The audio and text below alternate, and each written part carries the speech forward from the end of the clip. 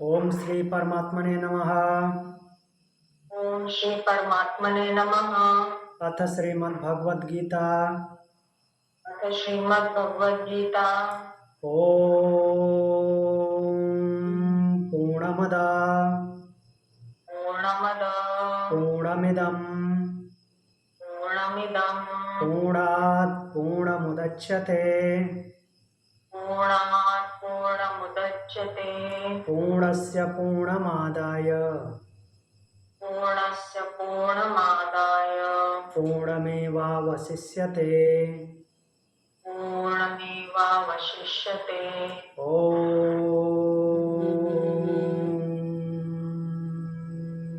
शांति शांति शांति।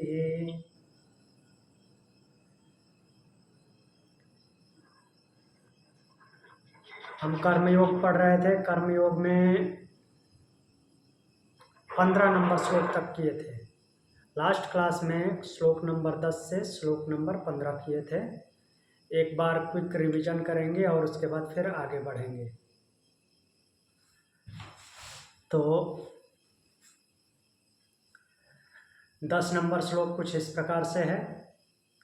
भगवान बोलते हैं, सह यज्ञा प्रजा सृष्ट्वा पुरोवाचा प्रजापति अनेन प्रसविष्यध्वम एष वोस्त्विष्ठ कामधुक्। यज्ञ की बात कर रहे हैं भगवान। यज्ञ मतलब लोक कल्याणकारी कर्म। तो भगवान बोलते हैं कि सृष्टि के प्रारंभ में प्रजापति अर्थात सृष्टि रचने वाला जो ब्रह्म की शक्ति सृष्टि रचना करता है ने यज्ञ के साथ प्राणियों की रचना करके कहा कि तुम लोग इस यज्ञ के द्वारा वृद्धि और समृद्धि प्राप्त करो। यह यज्ञ तुम्हारी इच्छित कामनाओं को पूर्ण करने वाला होगा। ठीक है, इतना भगवान ने कह दिया। अगर इच्छित कामनाओं को पूर्ण करने वाला होगा तो प्रश्न बनता है कि यज्ञ से समृद्धि कैसे प्राप्त होती है। यज्ञ का देवताओं और प्रकृति से क्या संबंध है, तो उसको अगले श्लोक में भगवान बताते हैं। देवान् भावयतानेन ते देवा भावयन्तु वः परस्परं भावयन्तः श्रेयः परमवाप्स्यथ।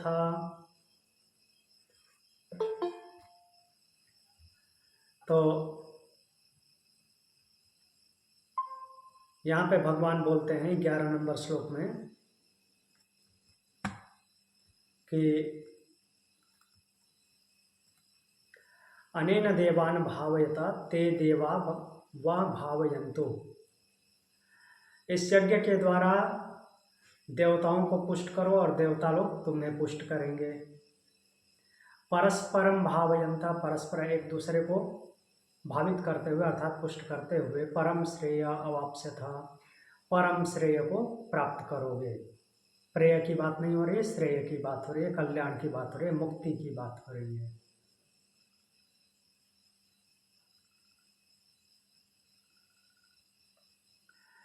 फिर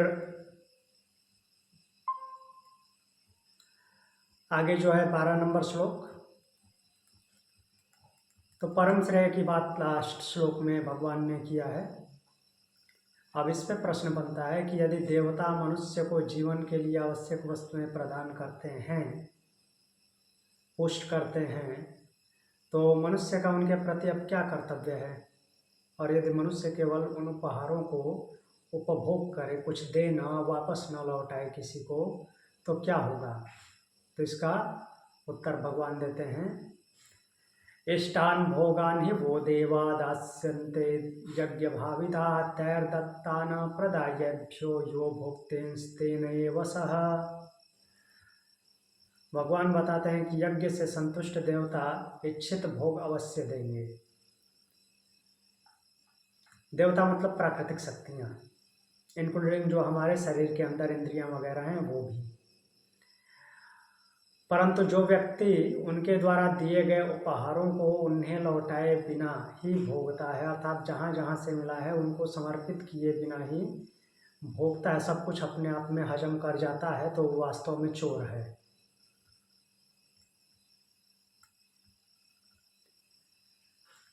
अगर ऐसा है तो फिर वो प्रश्न आता है कि यदि मनुष्य देवताओं के उपहारों का उपभोग कर रहा है तो उसे किस प्रकार उसका उपभोग करना चाहिए? कुछ उसके ऊपर रूल रेगुलेशन है? पूरा न खाए, पूरा हजम न करे तो क्या करना चाहिए? क्या करना चाहिए कि वो पाप का भागी न बने? क्या भोग करना स्वयं में दोष है या उसका तरीका है? तो भगवान बोलते हैं यज्ञ शिष्टासिना संतो मुच्यन्ते सर्वकिल विषय भुंजते ते त्वघं पापा ये पचत्यात्म कारणात्। भगवान बोल रहे हैं कि यज्ञ शिष्टासिना संत सर्व किल विषय मुच्यन्ते। यज्ञ के बाद बचा हुआ जो प्रसाद है, भोजन, उसको ग्रहण करने वाले सज्जन लोग सभी पापों से मुक्त हो जाते हैं, परंतु जो केवल अपने लिए पकाते हैं वे वास्तव में पाप को ही भोगते हैं।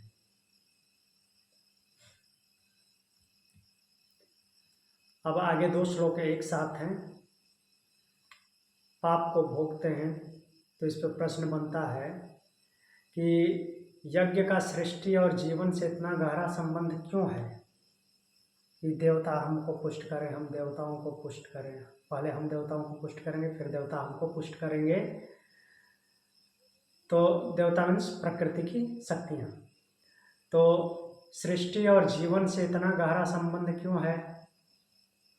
हमारी लाइफ का सृष्टि से क्या इतना गहरा संबंध कैसे है? क्या यज्ञ केवल धार्मिक अनुष्ठान है जो अग्निहोत्र वगैरह करते हैं, केवल उतना ही है, या संपूर्ण प्रकृति के संचालन का मूल सिद्धांत है?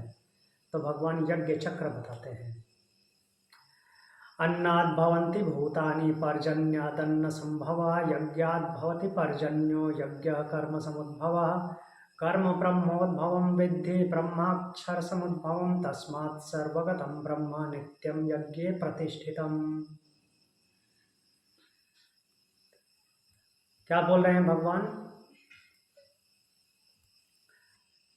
भूतानि अन्नाद् भवन्ति, भूतों की मीन्स प्राणियों की। भूतों का बोलने का मतलब कि पंच महाभूतों से जो कुछ भी उत्पन्न होता है वो कहाँ किससे उत्पन्न है? अन्न से। अन्न अन्न अन्न संभवा पर्जन्यात्। पर्जन्य मीन्स वृष्टि, वर्षा, और अन्न की उत्पत्ति वर्षा से होती है। यज्ञ कर्म समुद्भवः, पर्जन्य यज्ञात् भवति। पर्जन्य मीन्स वर्षा किससे होती है? यज्ञ से, विहित कर्मों से। और यज्ञ कर्म समुद्भवः, ये आगे जो शब्द है यज्ञ कर्म समुद्भव, यज्ञ जो है विहित कर्मों से होता है। कर्म समुद्भव, कर्मों से उत्पन्न है। कर्म ब्रह्मोद्भवम विद्धि, और कर्म किससे उत्पन्न होता है? ब्रह्मोद्भवम। यहाँ पे हमने देखा था ब्रह्म का मतलब परब्रह्म, परमात्मा सीधे सीधे नहीं है। यहाँ पे ब्रह्म का अर्थ है ज्ञान। कर्म जो है ज्ञान से उत्पन्न है। ज्ञान जो है कर्म को दिशा देता है। ब्रह्माक्षर समुद्भवम, और ब्रह्म अर्थात ज्ञान किससे उत्पन्न है? उस अक्षर से जिसका क्षरण नहीं होता। कौन? परमात्मा। तस्मात् सर्वगतम ब्रह्म नित्यम यज्ञे प्रतिष्ठितम। तो इसलिए सर्वगतम, जो सर्व आगत है, सर्वव्यापी है, उस सर्वव्यापक व सर्वव्यापक ब्रह्म जो है नित्यम यज्ञे प्रतिष्ठितम, सदैव यज्ञ में ही प्रतिष्ठित है। तो इस तरह से यज्ञ चक्र बताया भगवान ने। कैसे? प्राणियों की उत्पत्ति, भूतों की उत्पत्ति अन्न से होती है, अन्न वर्षा से, वर्षा यज्ञ से, यज्ञ कर्म से, कर्म ब्रह्म से अर्थात ज्ञान से, और ज्ञान जो है अक्षर से, परमात्मा से। तो इस चक्र का अर्थ यह है कि यह संपूर्ण सृष्टि एक दिव्य व्यवस्था में चल रही है। जब मनुष्य इस व्यवस्था के साथ समन्वय में रहता है तो जीवन संतुलित और समृद्ध होता है, नहीं तो उथल पुथल मचता है। अब आज यहाँ से आगे बढ़ेंगे 16 नंबर श्लोक पे। पिछले श्लोक में भगवान ने यज्ञ चक्र बताया 2 श्लोकों में। अन्न से प्राणी उत्पन्न होते हैं, अन्न वर्षा से उत्पन्न होता है, वर्षा यज्ञ से उत्पन्न होती है, यज्ञ कर्म से उत्पन्न होता है, कर्म जो है ज्ञान से उत्पन्न है, और ज्ञान अक्षर से उत्पन्न है, अर्थात सृष्टि चक्र है। प्रश्न बनता है कि यदि वह यज्ञ चक्र सृष्टि का मूल नियम है, यज्ञ चक्र ही सृष्टि का मूल नियम है, तो उस मनुष्य का क्या होता है जो इस चक्र का पालन नहीं करता? जो व्यक्ति केवल अपने सुख और इंद्रिय भोग के लिए जीवन जीता है, क्या उसका जीवन भी सार्थक कहा जा सकता है? तो अब इसका उत्तर भगवान देंगे कि जो इस चक्र के अनुसार नहीं चलता, इस चक्र का पालन नहीं करता, केवल अपने लिए सुख भोगता है, इंद्रियों का प्रयोग अपने लिए करता है, तो क्या उसका जीवन सार्थक है? भगवान बताते हैं, एवं प्रवर्तितं चक्रम नानुवर्तयति ह्ययः अघायोरिन्द्रियारामो मोघम पाथ स जीवते। मोघ शब्द आया है,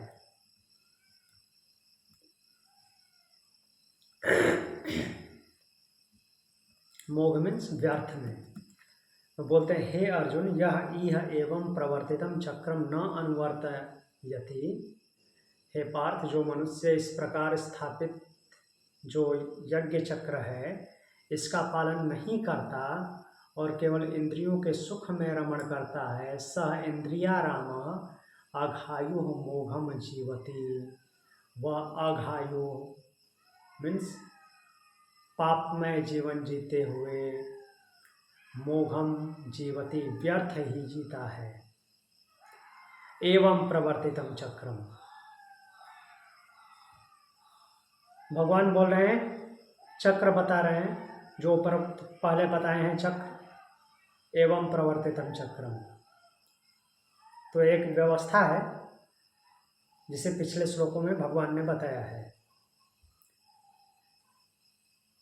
तो ये केवल प्राकृतिक चक्र ही नहीं है, आध्यात्मिकता और नैतिकता से जुड़ा हुआ है। जब नैतिकता भंग होती है तो वहाँ पे भी जो है गड़बड़ी देखने को मिलती है, प्राकृतिक नियम भंग होते हैं। नानुवर्तयति है यह, जो व्यक्ति इस चक्र का अनुसरण नहीं करता, अर्थात यज्ञ भाव से कर्म नहीं करता, समाज और प्रकृति के प्रति उत्तरदायित्व नहीं निभाता, जो उसका कर्म है वो नहीं निभाता, केवल अपने सुख के लिए जीता है, ऐसा व्यक्ति सृष्टि की व्यवस्था से अलग हो जाता है। सृष्टि की व्यवस्था में वो नहीं रहता, अलग दिखता है वो। अघायु और इंद्रियाराम, अघायु का अर्थ होता है पापमय जीवन, इंद्रियाराम तो अघायु इंद्रियाराम पापमय जीवन, इंद्रियाराम मतलब कि इंद्रियों के सुख में ही आनंद खोजता है। मोघम पार्थ स जीवति, तो भगवान बोलते हैं कि ऐसा मनुष्य जो है मोघम मतलब कि व्यर्थ में जीता है। पार्थ, ऐसा मनुष्य व्यर्थ में जीता है, कोई उसका उद्देश्य नहीं होता, खाना पीना सोना सुख भोगना इतना ही है, वो उसके जीवन में कोई उद्देश्य नहीं होता। तो यह श्लोक जीवन के 2 मार्गों को स्पष्ट करता है, एक यज्ञमय जीवन अर्थात कर्तव्य, सेवा और सहयोग, तथा दूसरा इंद्रियमय जीवन अर्थात स्वार्थ, भोग और अहंकार।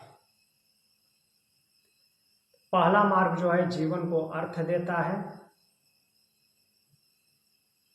कौन सा मार्ग? जिसमें सहयोग है, कर्तव्य है, सेवा है, जीवन को अर्थपूर्ण बनाता है। और दूसरा मार्ग जिसमें स्वार्थ, भोग, अहंकार है, वो व्यर्थ बना देता है। कोई प्रशंसा नहीं होती उसकी, कोई मीन्स उसके कर्मों का सदुपयोग भी नहीं है, अपने लिए जीता है। अगले श्लोक में आगे बढ़ते हैं। तो भगवान ने पिछले श्लोक में बोला कि जो मनुष्य सृष्टि के यज्ञ चक्र का पालन नहीं करता और केवल इंद्रियों के सुख में रमण करता है, उसका जीवन व्यर्थ हो जाता है। अर्थात सामान्य मनुष्य के लिए कर्तव्य कर्म करना, यज्ञ भाव से जीवन जीना और सृष्टि की व्यवस्था का पालन करना ये आवश्यक है, भगवान ने पिछले श्लोक के माध्यम से बताया। तब प्रश्न उठता है कि क्या हर मनुष्य के लिए कर्म अनिवार्य है? क्या ऐसा भी कोई व्यक्ति हो सकता है जो कर्म के बंधन से परे हो? कर्म के बंधन से परे हो तो कैसे होगा वो आगे देखेंगे। भगवान अब आत्मज्ञानी पुरुष की अवस्था का वर्णन करते हैं। क्या बोल रहे हैं? यस्त्वत्मरतिरेव स्याद् आत्मतृप्तश्च मानवः आत्मन्येव च सन्तुष्टः तस्य कार्यं न विद्यते। कौन सा व्यक्ति कर्म बंधन से मुक्त होगा? बताते हैं भगवान। या मानवः आत्मरतिः एव स्यात् आत्मतृप्तः च, जो मनुष्य आत्मा में ही आनंद लेने वाला, आत्मा में ही तृप्त और आत्मा में ही संतुष्ट होता है। आत्मा में ही आनंद लेने वाला, आत्मा में ही तृप्त और आत्मा में ही संतुष्ट होता है। इसका मतलब कहीं आत्मा में वो खोया रहता है? नहीं, वो आत्म तत्व ज्ञानी होता है। वो शरीर के माध्यम से, इंद्रियों के माध्यम से बिहेव ही नहीं करता। हम माध्यम वही है, शरीर और इंद्रियां ही है, लेकिन उसको, कर्मों को उनके नाम पे समर्पित नहीं करता। अर्थात आत्मा की वजह से हो रहा है ये वो जानता है। तो यहाँ आत्मा में ही आनंद, आत्मा में ही तृप्त और आत्मा में ही संतुष्ट होने का यहाँ पे मूल अर्थ ये है कि अपने आप में इधर उधर वो नहीं भटकता, तो उसके लिए कोई कर्तव्य कर्म शेष नहीं रहता। यस्त्वात्मरतिरेव स्यात्, आत्मरति, आत्मरति का अर्थ होता है आत्मा में ही रति, विचरण करने वाला, सुख भोगने वाला। तो सामान्य मनुष्य का आनंद सुख कहाँ होता है? बाहर की वस्तुओं पे निर्भर होता है। क्या क्या सुख के साधन इकट्ठा कर लूँ कि सुखी हो जाऊँ, अच्छा लगे मुझे। जैसे धन, प्रतिष्ठा, इंद्रिय सुख। प्रतिष्ठा भी बहुत, वो लोगों को मीन्स जो प्रतिष्ठा के लोभ में पड़े रहते हैं, लोग मेरा नाम लें, मेरी बड़ाई करें, मेरे पास बहुत ज़्यादा संपत्ति हो, सुख के जो है इंद्रियों के सुख के साधन हो। परंतु आत्मज्ञानी व्यक्ति जो है उसका आनंद भीतर से उत्पन्न होता है, अंदर से आनंदित रहता है। आत्मतृप्तश्च मानवः, आत्मतृप्त का अर्थ है जो आत्मा में ही पूर्ण संतोष प्राप्त कर चुका है अपने आप में। ऐसा व्यक्ति को बाहरी उपलब्धियों से सुख प्राप्त करने की आवश्यकता नहीं रहती, उसकी तृप्ति स्वयं उसके भीतर होती है। आत्मन्येव च संतुष्टः, यह आत्मज्ञान की सर्वोच्च अवस्था है। आत्मन्येव च संतुष्टः, अपने आप में संतुष्ट रहना। दूसरे अध्याय में भी शुरू में ही भगवान ने बोला था, स्थित प्रज्ञ के पहले ही श्लोक में, आत्मन्येवात्मना तुष्टः। उसी शब्द को, उसी वाक्य को यहाँ पे भी बोल रहे हैं थोड़ा सा चेंजिंग के साथ, आत्मन्येव च संतुष्टः। ऐसा व्यक्ति किसी वस्तु की कमी महसूस नहीं करता, किसी इच्छा से बंधा नहीं रहता और किसी उपलब्धि पर निर्भर नहीं होता, कि ये उपलब्धि मिलेगी तो मैं खुश हो जाऊंगा, नहीं, कोई फर्क नहीं पड़ता। उसकी संतुष्टि स्थायी है, परमानेंट है। तस्य कार्यम न विद्यते, क्या बोल रहे हैं भगवान? एक सिद्धांत प्रस्तुत कर रहे हैं। सामान्य मनुष्य के लिए कर्म आवश्यक है क्योंकि वह अपूर्ण है। सामान्य मनुष्य पूर्ण नहीं है, अपूर्ण है, इसलिए उसके लिए कर्म आवश्यक है। उसे विकास की आवश्यकता है, अपने आप को ऊपर उठाने की जरूरत है। परंतु जो आत्मज्ञानी है, ध्यान रखना है, सामान्य मनुष्य की बात नहीं बोल रहे हैं भगवान। किसके लिए कर्म जो है बंधन नहीं बनता? जो आत्मज्ञानी है। जो सामान्य है तो ऐसा नहीं सोचना है कि तो ठीक है, मैं कैसे आत्मज्ञानी बन जाऊं, अचानक से नहीं बन जाएंगे। प्रैक्टिस, अभ्यास करते करते आत्मज्ञानी बन जाएंगे। अपने आप को सत्व में स्थित करके, सत्व में स्थित करेंगे, वो धीरे धीरे समत्व में ले जाएगा। हमने द्वितीय अध्याय में पढ़ा है। तो आत्मज्ञानी जो कि पूर्ण होता है, इसलिए उसके लिए कोई कर्तव्य शेष नहीं रहता, कुछ कर्तव्य बाकी नहीं रहता, कुछ उसको पाना शेष नहीं रहता। यह श्लोक कर्मयोग और ज्ञान योग के बीच संबंध को स्पष्ट करता है। सामान्य मनुष्य के लिए कर्मयोग आत्मशुद्धि का मार्ग है। जबकि साधना पूर्ण हो जाती है तब मनुष्य आत्मज्ञान को प्राप्त करता है, और आत्मज्ञान की अवस्था में मनुष्य बाह्य कर्तव्यों से परे हो जाता है, क्योंकि वो कर्मों को पार कर चुका होता है, तो कर्म बंधन से मुक्त होता है।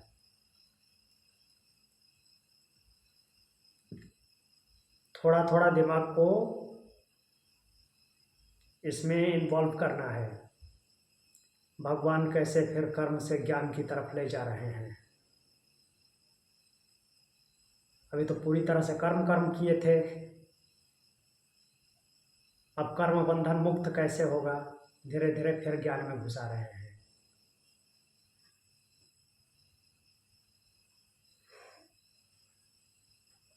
तो अगले श्लोक पे बढ़ते हैं, श्लोक नंबर 18। पिछले श्लोक में भगवान ने बोला, अर्जुन को उस आत्म तत्वज्ञानी की अवस्था बताई जो आत्मा में ही आनंद प्राप्त करता है, आत्मा में ही तृप्त रहता है, आत्मा में ही संतुष्ट रहता है, अर्थात अपने आप में। ऐसे आत्मज्ञानी पुरुष के लिए कोई कर्तव्य कर्म शेष नहीं रहता। प्रश्न बनता है कि यदि उस व्यक्ति के लिए कोई कर्तव्य शेष नहीं है तो क्या वह कर्म करने या न करने से प्रभावित भी नहीं होता? कर्म किया, कुछ अच्छा हुआ तो उससे प्रभावित होता है, कुछ बुरा हुआ उससे प्रभावित होता है, या प्रभावित नहीं होता? कर्म हो या न हो, क्या वो कर्म करके या कर्म न करके प्रभावित होता है? क्या उसकी स्थिति सामान्य मनुष्यों से पूर्णतः भिन्न होती है? तब इसका उत्तर देते हैं भगवान, नैव तस्य कृतेनाथो न कृतेनेह कश्चन न चास्य सर्वभूतेषु कश्चिदर्थ व्यपाश्रयः। भगवान बोल रहे हैं, तस्य कृतेन अर्थः न एव, वह आत्मज्ञानी जो है उसके लिए कर्म करने से कोई लाभ नहीं होता, कुछ पाने के लिए वो कर्म नहीं करता। कर्म फल को उद्देश्य बना करके, लक्ष्य बना करके काम नहीं करता। अब लक्ष्य बनाना शब्द बार बार यूज करते हैं इसमें, मीन्स हम एक्सप्लेनेशन में जैसे यूज करते हैं, तो ऐसा नहीं है कि लक्ष्य होना ही नहीं चाहिए। लक्ष्य नहीं होगा तो काम कैसे करेगा? कर्म फल का लक्ष्य नहीं होना चाहिए। ये कर्म करना है, इसकी पराकाष्ठा क्या है, वो लक्ष्य होना चाहिए, लेकिन वो मिलेगा ही, ये लक्ष्य नहीं होना चाहिए।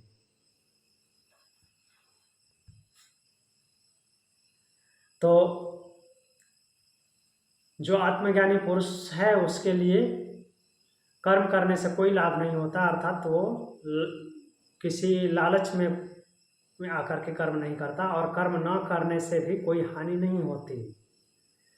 कर्म करे या न करे उससे न कोई लाभ होता है न हानि होती है, क्योंकि उसका इंटेंशन नहीं होता कुछ बनाने का या बिगाड़ने का, दोनों तरफ से मुक्त होता है। और इस संसार में वह किसी भी प्राणी पर कोई उद्देश्य के लिए निर्भर नहीं रहता कि ये मुझे प्राप्त करना है, इससे प्राप्त करना है, ऐसा कोई उसका लक्ष्य नहीं होता। नैव तस्य कृतेनार्थे, सामान्य मनुष्य सुख प्राप्त करने के लिए, दुख से बचने के लिए और जीवन को बेहतर बनाने के लिए कर्म करता है। परंतु आत्मज्ञानी व्यक्ति जो होता है पहले ही पूर्ण है, जो पाना था पा लिया, जो करना था कर लिया, अब कुछ बचा ही नहीं है, इसलिए उसके लिए कर्म करने से कोई लाभ नहीं होता। तो क्या उसका कर्म से कुछ मिलता ही नहीं, कोई फल आता ही नहीं? आता है। वो सारे कर्म फल जो हैं लोक कल्याण के लिए होते हैं, अपने लिए वो नहीं करता, अपने संचय के लिए नहीं करता।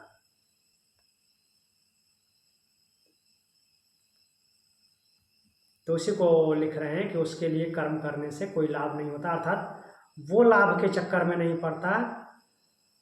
वो जो लाभ होता है वो भी उसका लाभ नहीं है, क्योंकि वो सब कुछ क्योंकि वो पूर्ण है, तो सारा का सारा वो क्या करेगा, लोक कल्याण में लगाएगा। ना कृतेनेह कश्चन, इसी प्रकार यदि वह कर्म न करे तो भी उससे कोई हानि नहीं होगी। ऐसा कुछ है ही नहीं जो उसको प्राप्त करना है और वो आलस्य में पड़ के नहीं कर रहा है जिससे कि वो नहीं मिल रहा है, ऐसा कुछ नहीं है, क्योंकि उसकी स्थिति बाहरी कर्मों पर निर्भर नहीं है, उसकी पूर्णता भीतर से आती है। न चास्य सर्वभूतेषु, जो आत्मज्ञानी होता है वो किसी से प्रतिस्पर्धा नहीं करता, कंपटीशन नहीं करता, कंपैरिजन नहीं करता। कंपेयर करना तो एक बहुत बड़ा दोष है। उसको देखो उसने ऐसा कर दिया, ये कभी नहीं करना चाहिए। उसका स्टेटस अलग है, उसकी माइंड पावर अलग है, उसकी बुद्धिमत्ता अलग है, तो उससे कंपेयर करके थोड़ी ना कर सकते हैं। हाँ, ये दिखा सकते हैं कि वो इतना आगे निकल गया, अच्छा कर्म करता है, तो अच्छा कर्म करना चाहिए। ये इंडिकेट करके कंपेयर करके नहीं बोलना चाहिए, उसके जैसा करो, उसने ऐसा कर दिया, नहीं। मैंने कल क्या किया था, आज उससे बेहतर करना है।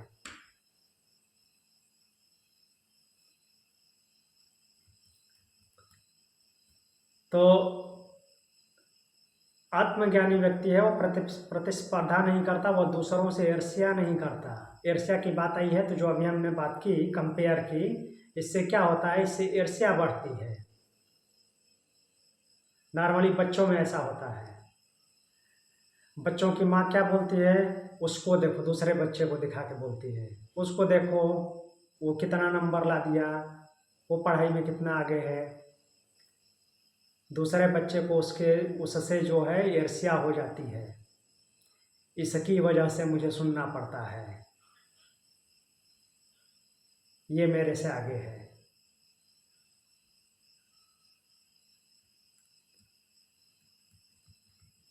तो जो आत्मज्ञानी है वो तुलना नहीं करता, कंपैरिजन नहीं करता, करना भी नहीं चाहिए, सामान्य व्यक्ति को भी नहीं करना चाहिए।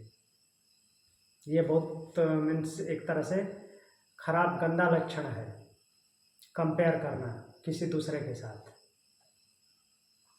अच्छे कार्य के लिए प्रेरित कीजिए, लेकिन कंपेयर करके नहीं।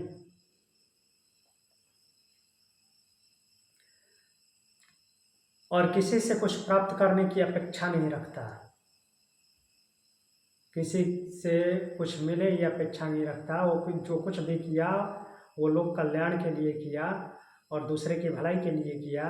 दूसरे की भलाई किया तो वो भलाई के बदले में उससे कुछ मिले, ये अपेक्षा नहीं रखता, फिर तो वो लोभ हो जाएगा, वो लोभ में पड़ता नहीं।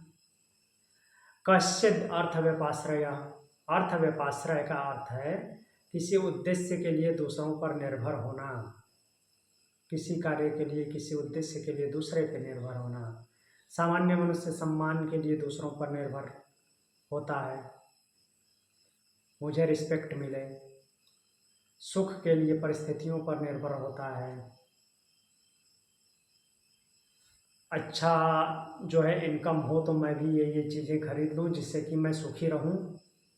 परंतु आत्मज्ञानी व्यक्ति की संतुष्टि आंतरिक होती है, इसलिए वह पूर्ण स्वतंत्र होता है। किसी तरह का आंतरिक बंधन भी उसको नहीं होता, मेरे पास ये होता, ऐसा कुछ नहीं होता उसको। तो यह श्लोक आत्मज्ञान की परिपूर्ण अवस्था का वर्णन करता है। जब मनुष्य आत्मा को जान लेता है तो उसके भीतर पूर्णता, स्वतंत्रता और शांति स्थापित हो जाती है। ऐसी अवस्था में बाहरी कर्म केवल कर्तव्य या सेवा के लिए होते हैं, न कि व्यक्तिगत लाभ के लिए, दूसरों की सेवा के लिए होते हैं। आगे बढ़ते हैं 19 नंबर श्लोक पे।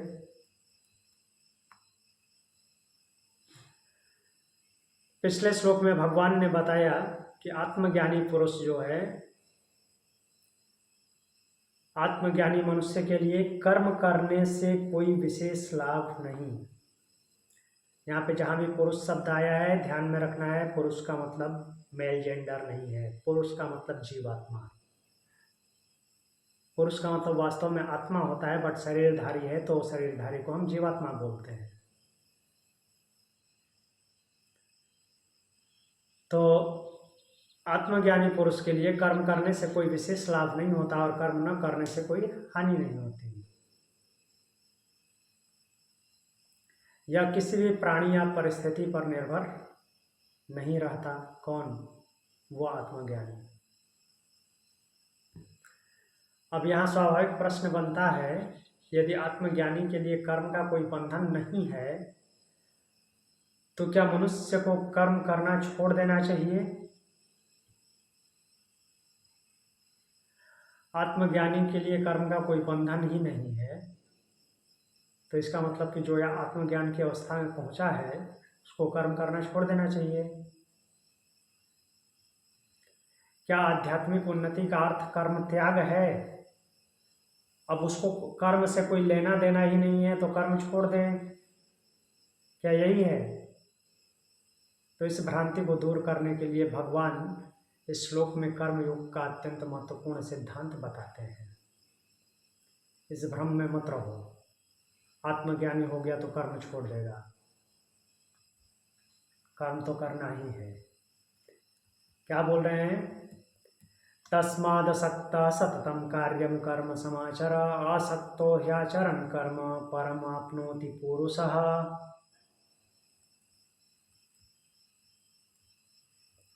बोलते हैं भगवान, तस्माद असक्तः सततं कार्यं कर्म समाचर, इसलिए तुम आसक्ति रहित होकर निरंतर अपने कर्तव्य कर्म का भली भांति पालन करो। क्यों? क्योंकि जो आत्मज्ञानी है वो भी कर्म करता है। क्योंकि आसक्तः कर्म आचरण पुरुषः परम आपनोति, आसक्ति रहित होकर, आसक्त श्लोक में संबंध आया है, श्लोक में जो शब्द है वो है असक्त, अर्थात जो सक्त, आसक्ति में नहीं होता। अशब्द आगे लग गया है, मीन्स वो मना कर रहा है सक्त होने के लिए, अर्थात लिप्त होने के लिए, अर्थात जो लिप्त नहीं रहता। आसक्ति रहित होकर के कर्म करने वाला मनुष्य क्या बोल रहे हैं? परम आपनोति, कोई छोटी मोटे सुख की बात नहीं कर रहे हैं, परम आपनोति बोल रहे हैं, परम पद को प्राप्त करता है, सीधे पराकाष्ठा पे पहुंचा रहे हैं। बोल रहे हैं तस्माद असक्तः, तस्माद का अर्थ है इसलिए, तो पीछे वाले जो श्लोक में निर्देश किए हैं उससे संबंध जुड़ रहा है। तो यहाँ पे असक्त अनासक्ति का भाव बता रहे हैं। आसक्त मत हो। अनासक्ति का अर्थ कर्म का त्याग नहीं है। अनासक्ति का अर्थ कर्म के फल से मुक्त होना है, कर्म फल में लिप्त नहीं होना है। सततम कार्यम कर्म समाचर, मनुष्य को अपने कर्तव्य कर्म को निरंतर निष्ठा से और सजगता के साथ करना चाहिए। याद कीजिए, योगा कर्म सुकौशलम। कर्म योग का अर्थ है कर्तव्य का पालन करते हुए भी भीतर से स्वतंत्र रहना, बंधना नहीं। असक्तो ह्याचरण कर्म, यदि मनुष्य कर्म करते हुए फल की इच्छा छोड़ दे, अहंकार का त्याग कर दे और कर्म को ईश्वरार्पण कर दे, अर्थात लोक कल्याण के लिए लगा दे, लोगों की भलाई में लगा दे, तो वही कर्म क्या है, योग बन जाता है। परम आपनोति पुरुष, बोलते हैं कि ऐसा कर्मयोग अंततः क्या होता है, मनुष्य को आत्मज्ञान, मुक्ति और परम शांति की ओर ले जाता है। परम आपनोति, परम को प्राप्त करा देता है। तो यह श्लोक कर्मयोग का मूल सूत्र है और यह बताता है कि आध्यात्मिकता का अर्थ संसार से भागना नहीं, बल्कि संसार में रहते हुए आसक्ति से मुक्त रहना है। यह मनुष्य कर्तव्य को लोक सेवा समझकर करता है। कर्तव्य को जब मनुष्य लोक सेवा समझकर करता है तो वही कर्म क्या हो जाएगा, साधना बन जाती है, जो कि परम तक पहुंचा देता है। कर्म की महत्ता बता रहे हैं। अगला श्लोक है 20 नंबर। तो पिछले श्लोक में भगवान ने बोला, अर्जुन को स्पष्ट आदेश दिया कि मनुष्य को अपने कर्तव्य कर्म को कैसे करना है, अनासक्ति के साथ निरंतर करते रहना है, आसक्त नहीं होना है, आसक्ति छोड़ करके कर्म करते रहना है। क्योंकि आसक्ति रहित कर्म करते हुए मनुष्य परम पद को प्राप्त करता है। अब प्रश्न उठता है कि क्या वास्तव में कर्म करते हुए भी मनुष्य सिद्धि प्राप्त कर सकता है? क्या इतिहास में ऐसे उदाहरण हैं जहां महान व्यक्तियों ने कर्म योग का पालन करते हुए आत्मसिद्धि प्राप्त की हो? ऐसा कुछ है क्या? तो भगवान एग्जाम्पल देंगे। तो इस शंका को दूर करने के लिए भगवान श्लोक में ऐतिहासिक उदाहरण प्रस्तुत करते हैं। भगवान बोल रहे हैं, कर्मणैव हि संसिद्धिम् आस्थिता जनकादयः लोकसंग्रहमेवापि संपश्यन् कर्तुमर्हसि। क्या बोल रहे हैं? जनकादयः कर्मणा एव हि संसिद्धिम् आस्थिता। जनक आदि से क्या लेना देना है? जनक और जनक जैसे लोग और भी उनके जैसे लोग थे जिन्होंने क्या किया, कर्मणा एव ही संसिद्धि आस्थिता, कर्म के द्वारा ही सिद्धि प्राप्त की है। कर्म करते थे, राजा थे, राज कार्य देखते थे, काम करना छोड़े नहीं थे और परम सिद्धि को प्राप्त किए थे। तो इसलिए तुम भी लोक कल्याण की दृष्टि से कर्म करने योग्य हो,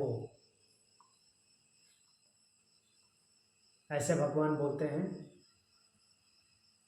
कर्मणैव हि संसिद्धिम् आस्थिता। यहाँ भगवान एक महत्वपूर्ण सत्य बताते हैं कि संसार में रहते हुए भी कर्म के माध्यम से ही आत्मसिद्धि प्राप्त की जा सकती है। संसिद्धि का अर्थ है आत्मज्ञान, आध्यात्मिक पूर्णता, मोक्ष की अवस्था।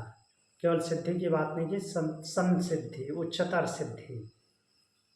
सिद्धि मतलब कि कोई भी काम कर रहे हैं उसमें पूर्णता आ जाना, वो नॉर्मली सिद्धि होती है। संसिद्धि मतलब कि सर्वोच्च पूर्णता। जनक आदय, जनक का उल्लेख यहाँ विशेष रूप से महत्वपूर्ण है। यह जनक जैसे राजर्षियों की ओर संकेत करता है। जनक और उनके जैसे अन्य राजर्षि। राजर्षि क्यों बोलते हैं? राजा भी है, व्यवहार ऋषि जैसा है। तो राजा जनक शासक थे, साथ ही उच्च कोटि के ज्ञानी भी थे। वे राज्य कार्य करते हुए भी आत्मज्ञान की सर्वोच्च अवस्था में स्थित थे। लोक संग्रह में वापी, लोक संग्रह का अर्थ समाज की व्यवस्था का संरक्षण, लोगों को धर्म मार्ग पर प्रेरित करना। अर्थात कुल मिला के कहना क्या है कि लोक संग्रह मतलब कि जो कुछ भी आप इकट्ठा किए हैं, करते हैं अपने कर्मों के माध्यम से, वो लोक कल्याण के लिए है। संसार में संतुलन बनाए रखना, इसके लिए। तो महान व्यक्ति केवल अपने लिए नहीं जीते, उनका जीवन पूरे समाज के लिए आदर्श बनता है। संपश्यन कर्तुम अर्हसि,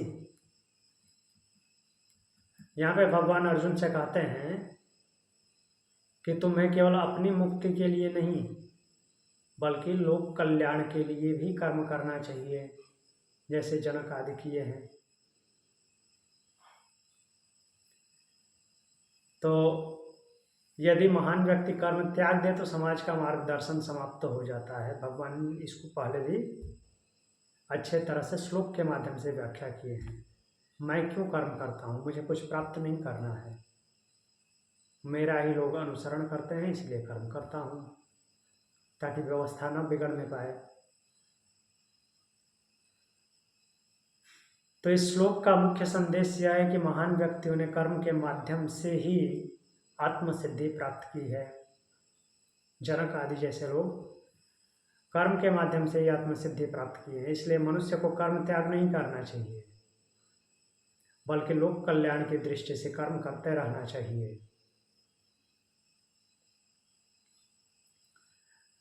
एक और श्लोक देख लेते हैं, श्लोक नंबर 21। तो पिछले श्लोक में भगवान ने अर्जुन को बताया कि जनक जैसे महान राजर्षि कर्म करते हुए आत्मसिद्धि को प्राप्त किए थे। साथ ही यह भी बताया गया, क्या बताया भगवान ने? मनुष्य को केवल अपनी मुक्ति के लिए नहीं बल्कि लोक संग्रह के लिए, लोक संग्रह की दृष्टि से कर्म करना चाहिए, लोगों की भलाई के लिए। तो प्रश्न उठता है कि लोक संग्रह के लिए महान व्यक्तियों का कर्म करना क्यों आवश्यक है? वो क्यों लोक संग्रह करें? यदि वे कर्म न करें तो समाज पर उसका क्या प्रभाव पड़ेगा?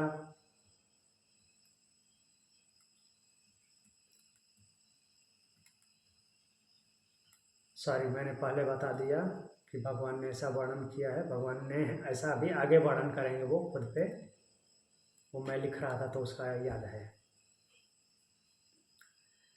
तो इसका आगे श्लोक में बोलते हैं, यद्यदाचरति श्रेष्ठ तत्तद्देवेतरो जनः स यत्प्रमाणं कुरुते लोकस्तदनुवर्तते। यद्यदाचरति श्रेष्ठ,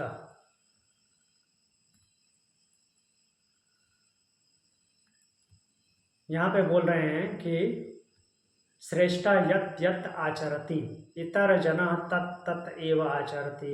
श्रेष्ठ पुरुष जो जो आचरण करता है अन्य लोग भी उसी का अनुसरण करते हैं। और क्या बोले हैं? स यत् प्रमाणम कुरुते लोकस्तद अनुवर्तते। वह जो प्रमाणित कर देता है, प्रूफ कर देता है, संसार के लोग उसी का पालन करते हैं। देखते हैं इसको, यद्यदाचरति श्रेष्ठ। श्रेष्ठ का अर्थ केवल उच्च पद या अधिकार वाला व्यक्ति नहीं है, कोई हायर पोस्ट पे पहुंच गया तो श्रेष्ठ है। केवल ऐसा नहीं है, हो भी सकता है, नहीं भी हो सकता है श्रेष्ठ। आचरण भ्रष्ट हो तो श्रेष्ठ कैसे होगा वो। यहाँ श्रेष्ठ से तात्पर्य ज्ञानवान व्यक्ति, प्रभावशाली व्यक्ति और समाज में आदर्श माने जाने वाले व्यक्ति की बात है, जो वास्तव में श्रेष्ठ है, जिसका लोग ऑटोमेटिक अपने आप रिस्पेक्ट करते हैं। ऐसे व्यक्ति का प्रत्येक आचरण समाज के लिए उदाहरण बन जाता है। उन्होंने किया है तो अच्छा किया होगा, वैसा ही करना चाहिए। तत्त देवेतरो जना, सामान्य लोग स्वभावतः अनुकरण करते हैं, वे महान व्यक्तियों को देखकर उनके जीवन शैली को अपनाते हैं कि ये तो अच्छा ही काम करते हैं, तो ऐसा किए होंगे तो ये अच्छा है, ऐसा ही करना चाहिए बाकी को भी। उनके विचारों को स्वीकार करते हैं और उनके आचरण का अनुसरण करते हैं। इसलिए श्रेष्ठ पुरुष का प्रत्येक कर्म अत्यंत महत्वपूर्ण होता है।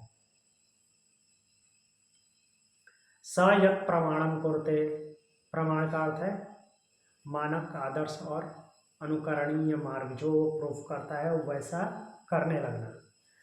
महान व्यक्ति केवल अपने जीवन में ही नहीं, जीवन से ही एक क्या करता है, मानक स्थापित कर देता है। तो उसके शब्द से अधिक प्रभाव उसके कर्मों का होता है।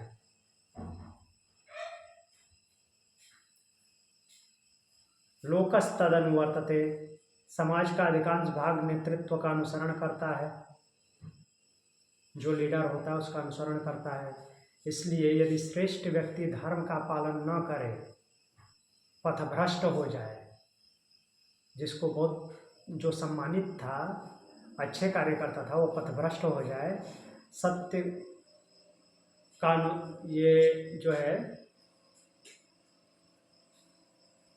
लोकस्तदनुवर्तते, सॉरी, तो यदि श्रेष्ठ व्यक्ति धर्म का पालन करे, सत्य का अनुसरण करे और कर्तव्य का आदर्श प्रस्तुत करे, तो क्या होता है कि सभी लोग उसी दिशा में अग्रसर होते हैं, सभी उसको फॉलो करते हैं। तो यह श्लोक जो है सामाजिक उत्तरदायित्व का सिद्धांत प्रस्तुत करता है। आध्यात्मिक उन्नति जो है केवल व्यक्तिगत साधना नहीं है। अगर कुछ आप करते हैं, जो श्रेष्ठ लोग हैं, अपने आप को ऊपर उठा लिए हैं, तो वो कुछ भी करते हैं, उनका वो व्यक्तिगत नहीं होता, हर कार्य सामाजिक होता है, समाज के लिए प्रेरणा बनता है, दूसरों को करने के लिए प्रेरित करता है। तो महान व्यक्ति का जीवन एक मार्गदर्शक दीपक की तरह होता है, जो अनेक लोगों को सही दिशा दिखलाता है। यह श्लोक हमें समझाता है कि हमारा आचरण केवल हमारा निजी विषय नहीं है, इससे बहुत सारे लोग प्रभावित होते हैं। तो हमारे जो कार्य हैं वो परिवार को प्रभावित करते हैं, समाज को प्रभावित करते हैं और आने वाली पीढ़ियों को भी प्रभावित करते हैं। इसलिए हर मनुष्य को अपने जीवन को ऐसा बनाना चाहिए कि वह दूसरे के लिए प्रेरणा बन सके, मोटिवेशन बन सके। तो आज के लिए इतना ही। कुछ पूछना है?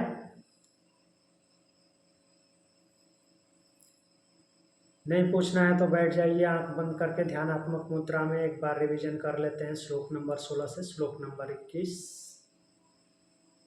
चलते हैं। श्लोक नंबर 16 पे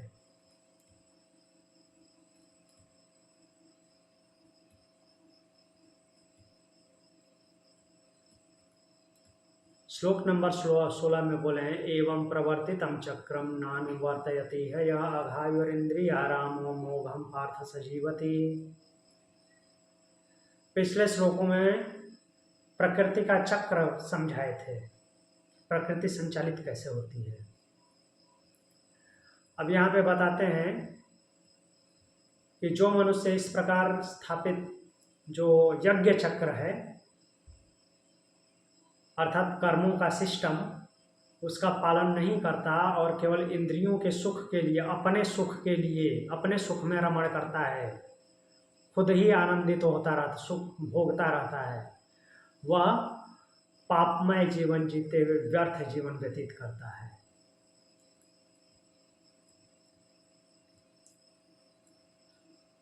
फिर आगे बोलते हैं, इस पे प्रश्न बनता है कि हर मनुष्य के लिए कर्म अनिवार्य है क्या? ऐसा भी कोई व्यक्ति हो सकता है जो कर्म के बंधन से परे हो? तो भगवान बताते हैं, यस्त्वात्मरतिरेव स्यात् आत्मतृप्तश्च मानवः आत्मन्येव च संतुष्टः तस्य कार्यं न विद्यते। बोलते हैं कि जो मनुष्य अपने आप में ही सुखी रहता है, आनंदित रहता है, अपने आप में तृप्त रहता है, अपने आप में संतुष्ट रहता है, उसके लिए कोई कर्तव्य कर्म शेष नहीं होता। फिर इस पे प्रश्न बनता है कि यदि उस व्यक्ति के लिए कोई कर्तव्य शेष नहीं है तो क्या वह कर्म करने या न करने से प्रभावित भी नहीं होता? कर्म करे या नहीं करे कोई फर्क नहीं पड़ता उसको? क्या उसकी स्थिति सामान्य मनुष्य से अलग है? तो बोलते हैं, नैव तस्य कृतेनार्थो न कृतेनेह कश्चन न चास्य सर्वभूतेषु कश्चित् अर्थव्यपाश्रयः। बोल रहे हैं कि उस आत्मज्ञानी के लिए कर्म करने से कोई लाभ नहीं होता, उसको मीन्स व्यक्तिगत रूप से लाभ नहीं होता, क्योंकि वो जो कुछ भी मिलता है वो लोगों की भलाई में लगा देता है। और कर्म न करने से कोई हानि नहीं होती, उसको व्यक्तिगत रूप से कोई नुकसान नहीं होता, क्योंकि उसको कुछ चाहिए ही नहीं। और इस संसार में वह किसी भी प्राणी पर किसी उद्देश्य के लिए निर्भर नहीं होता कि इनसे कुछ मिल जाए मेरे को, ऐसा भी नहीं सोचता।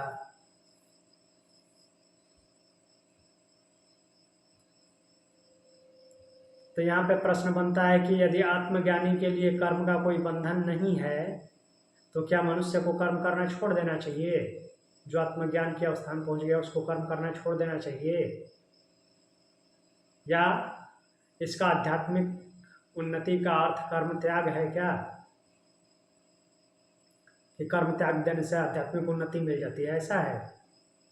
तो भगवान बोलते हैं, तस्मादसक्ता सततम कार्यम कर्म समाचर असक्तो ह्याचरन् कर्म परम आप्नोति पुरुषः।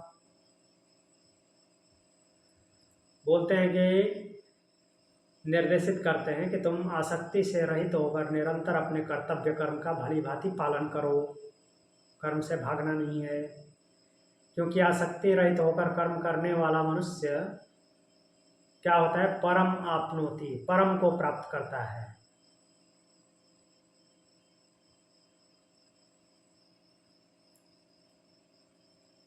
तो आसक्ति रहित कर्म करने वाला परम को प्राप्त करता है। इस पे प्रश्न बनता है कि क्या वास्तव में कर्म करते हुए भी मनुष्य सिद्धि प्राप्त कर सकता है?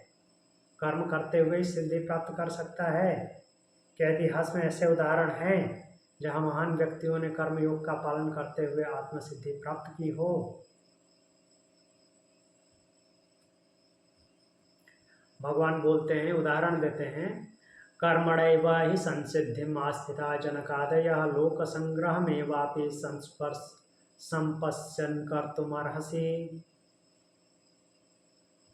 तो जनक जी का उदाहरण देते हैं, बोल रहे हैं कि जनक आदि जो हैं कर्म के द्वारा ही परम सिद्धि को प्राप्त किए हैं। तुम भी लोक कल्याण की दृष्टि से कर्म करने योग्य हो, कर्म करो।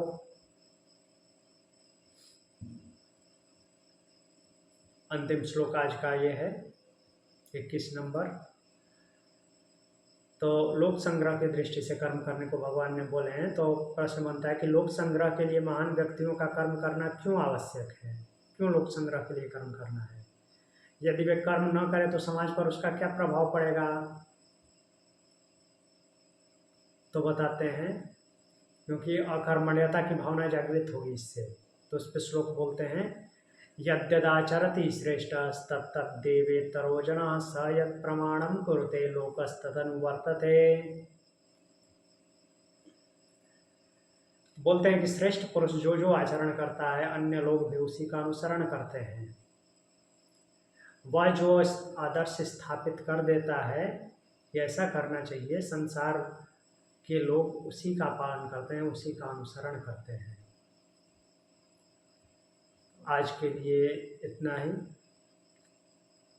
चलिए क्लोजिंग प्रार्थना कर लेते हैं। समापन प्रार्थना। Inhale deeply. ओम